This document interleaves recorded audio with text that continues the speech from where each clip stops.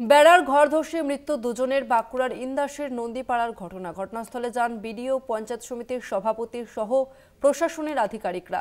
পরিবারের পাশে থাকার আশ্বাস দেন তারা। মৃত্যুর ঘটনায় শাসক বিরোধী তরজা।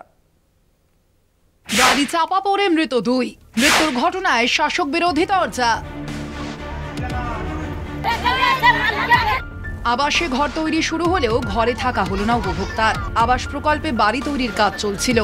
উঠোনের এক পাশে থাকা বেড়ার বাড়িতে সাময়িকভাবে উঠে এসেছিলেন পরিবারের সদস্যরা। বেড়ার ঘর ধসে মৃত্যু হলো পরিবারের দুই সদস্যের। বুধবার গভীর রাতে ঘটনাটি ঘটে বাঁকুড়ার ইন্দাসের নন্দীপাড়ায়। পুলিশ সূত্রে জানা গেছে, মৃতদের নাম উজ্জ্বলা হাজরা এবং দেব গেওরা। স্থানীয়দের দাবি, স্থানীয় একটি পুকুরের জল তুলে ফেলার কাজ করছিলেন পুকুরের মালিক। পুকুরের জল নিয়ে যাওয়া হচ্ছিল উজ্জ্বলা হাজরার ছিটে বেড়ার ঘরের পাশ দিয়ে। তাতেই ঘরের দেওয়াল ভিজে গিয়ে দুর্ঘটনা ঘটে। গোটা ঘটনার তদন্ত ও দোষীদের শাস্তির দাবিতে সরব এলাকাবাসী থেকে পরিবারের সদস্যরা। পাশ থেকে একটা পুকুর থেকে জল মারা হচ্ছিল, সেই জলটা যে সব করেছিল দেয়ালটা সব করার পর দেয়ালটা পড়ে যে দুজনে চাপা গিয়েছিল। পুকুর বেড়ার জন্যই আশা করি হচ্ছে।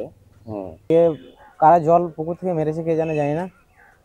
ওইটা যেটা সব কাটেছিল সেটাতে জল ঢোকার পর ওই দেয়ালটাতে সব নেয় না। ওইটা মা যেটাতে কখনো ঘটনাটা ঘটে ঠিক জানি না, ওইটা সব নেওয়ার পরেতে দেয়া যাওয়ার পরে মারা গেছে।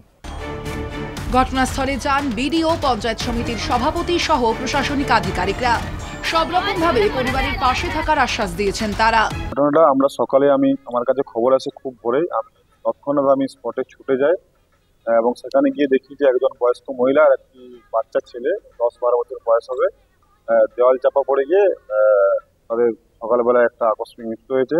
যেটি খুবই দুর্ভাগ্যজনক ঘটনা এবং আমরা সবসময় আমরা পাশে আছি এবং তাদের পোস্টমর্টমের ব্যবস্থা আমরা করছি এবং যা সমস্ত সরকারি যা এরপরে যা আমাদের পদক্ষেপ সেটা আমরা তৎক্ষণাৎ আমরা নিচ্ছি এবং আমরা ওখানে স্থানীয় লোকজনকে বলে এসেছি যে কোনো অসুবিধা হলে আমরা আছি।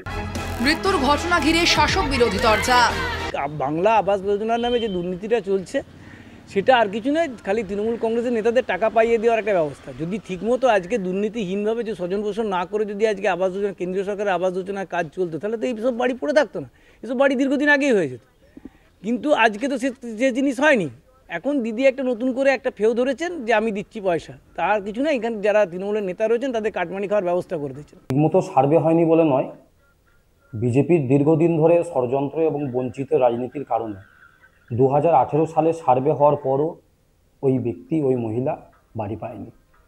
আজকে যদি কেন্দ্র সঠিক সময়ে বাড়িগুলো দিয়ে দিত, তাহলে আজকে এইভাবে দেয়াল চাপা যেতে হতো না গরিব শ্রমজীবী মেহনতি মানুষগুলোকে। আবাসে রাজনৈতিক তরজা চলতেই থাকবে। শাসক বিরোধী পারস্পরিক দায় ঠেলাঠেলিতে মৃত্যুর ঘটনার দায় কার, এই প্রশ্নই তুলছে ওয়াকিবহাল মহল। ইন্দাস থেকে মফিজুল হুদার রিপোর্ট, কলকাতা টিভি।